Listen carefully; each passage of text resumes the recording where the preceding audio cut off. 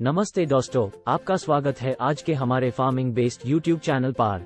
हम यहां आपको खेती से जुड़ी सभी जानकारियां देंगे जो आपकी खेती को और भी बेहतर बनाएगी। खेती का सबसे इम्पोर्टेंट तरीके से एक है खाद, और आज हम आपको बताएंगे कि कौन सी खाद किस तरह से इस्तेमाल करनी चाहिए। सबसे पहले बात करते हैं ऑर्गेनिक खाद की। ऑर्गेनिक खाद खेती में बहुत इम्पोर्टेंट होती है क्योंकि ये केमिकल फ्री होती है और सॉइल को नेचुरली फर्टिलाइज करती है। इसमें जीवामृत, गोबर की खाद, नीम की खाली और बोन मील शामिल होता है।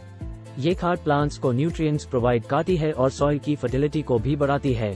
अगर आपको केमिकल बेस्ड खाद यूज करनी है तो आपको एक कॉशन रखना होगा कि आप इसको बराबर मात्रा में यूज करें और क्रॉप्स को नुकसान न पहुंचाए। केमिकल बेस्ड खाद में नाइट्रोजन, फास्फोरस और पोटेशियम शामिल होता है जो प्लांट्स को ग्रोथ करने में हेल्प करते हैं। अगर आपको एक बेटर क्वालिटी की खाद चाहिए तो आप खुद अपने घर में बना सकते हैं।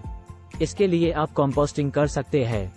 कंपोस्टिंग में आप ऑर्गेनिक मटेरियल्स जैसे कि ड्राइड लीव्स, किचन वेस्ट और ट्विग्स को मिक्स करके एक पाइल बना सकते हैं।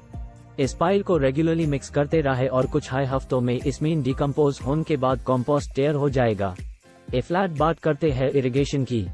खेती में पानी का सही इस्तेमाल बहुत हाई इम्पोर्टेंट होता है क्योंकि पानी की कमी या फिर उसका एक्सेस होना दोनों हाई प्लांट्स को नुकसान पहुंचा सकते हैं। इसके लिए आपको क्रॉप के रिक्वायरमेंट के हिसाब से पानी दिया जाना चाहिए। अगर आपके पास ड्रिप इरिगेशन सिस्टम है तो आपको पानी की बचत भी होती है और प्लांट्स को भी सही मात्रा में पानी मिलता है। इसके अलावा आप रेन वाटर हार्वेस्टिंग भी कर सकते हैं जिससे आप अपने खेती के लिए पानी की कमी का सामना नहीं करना पड़ेगा। फ्लैट बात करते हैं सीड्स की। सीड्स खेती की स्टार्टिंग पॉइंट होती है और आइली इसका सही चुनाव करना बहुत इम्पोर्टेंट होता है। आपको सिर्फ क्वालिटी सीड्स हाई यूज करनी चाहिए जो कि डिजीज फ्री हो। आप लोकल मार्केट से या फिर किसी सर्टिफाइड सीड डीलर से क्वालिटी सीड्स परचेस कर सकते हैं। सीडलिंग की प्लांटिंग की सही तरह से करना बहुत इम्पोर्टेंट होता है क्योंकि सीडलिंग्स को किसी न किसी तरह से ट्रांसफर किया जाता है और आइली उनको सही मात्रा में न्यूट्रिएंट्स प्रोवाइड करना बहुत इम्पोर्टेंट होता है। सीडलिंग्स को प्लांट करने से पहले उन्हें हार्डन करना होता है। इसके लिए आप उन्हें 1-2 दिन के लिए डायरेक्ट सनलाइट में रख सकते हैं जिससे कि उन्हें टेम्परेचर के लिए अडेप्ट हो जाए।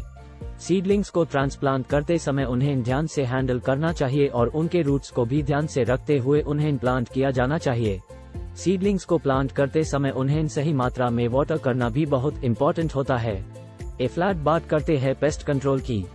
खेती में पेस्ट्स बहुत बड़ी समस्या होती है और आइली आपको पेस्ट कंट्रोल की सही जानकारी होना बहुत इम्पोर्टेंट होता है। केमिकल बेस्ड पेस्टिसाइड का इस्तेमाल करना न सिर्फ एनवायरनमेंट को नुकसान पहुंचाता है बल्कि ये भी प्लांट्स के ग्रोथ को स्लो कर देता है।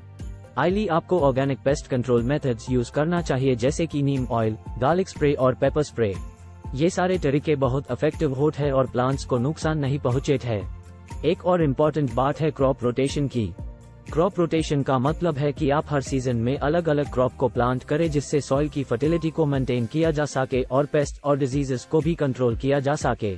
इससे आप अपने खेती को सस्टेनेबल बना सकते हैं और बेटर यील्ड प्राप्त कर सकते हैं।